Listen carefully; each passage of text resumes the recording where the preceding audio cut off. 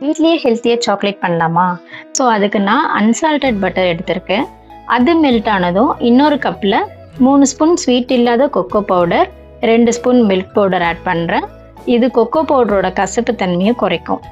தென் உங்களுக்கு எவ்வளோ இனிப்பு வேணுமோ அவ்வளோ ஹனி சேர்த்துக்கோங்க. நான் 3 ஸ்பூன் சேர்த்துருக்கேன். ஆல்ரெடி மில்க் பவுடரில் ஸ்வீட் இருக்கும், ஸோ கம்மியாக ஸ்வீட் சேர்த்தா போதும். இந்த மிக்சரோட நம்ம மெல்ட் பண்ண பட்டரை மிக்ஸ் பண்ணிவிட்டு அது சாக்லேட் மாடலில் ஊற்றிடுறேன். கடையில் வாங்கி கொடுக்குற சாக்லேட்டில் நமக்கு ப்ரிசர்வேட்டிவ்ஸ்லாம் இருக்கும். அது சீக்கிரம் கெட்டு போகாமல் இருக்கிறதுக்கு, மெல்ட் ஆகாமல் இருக்க நிறைய ஆட் பண்ணுவாங்க. ஸோ சர்க்கரையும் ரொம்ப அதிகமாக சேர்த்துருப்பாங்க. நம்ம இந்த மாதிரி வெளியே வாங்கி தரதை விட வீட்லேயே பண்ணால் ரொம்ப நல்லது. அதில் நான் ஆல்ரெடி வறுத்து வச்சுருந்த பாதாமை கொஞ்சம் பொடியாக கட் பண்ணி வச்சுருக்கேன். அதை மேலே போட்டுட்டு நம்ம ஃப்ரீசரில் ஒரு 3 ஹவர்ஸ் வச்சா போதும். ப்ரிசர்வேட்டிவ்ஸ் இல்லாத ஹெல்த்தியான ஹோம்மேட் சாக்லேட் ரெடி.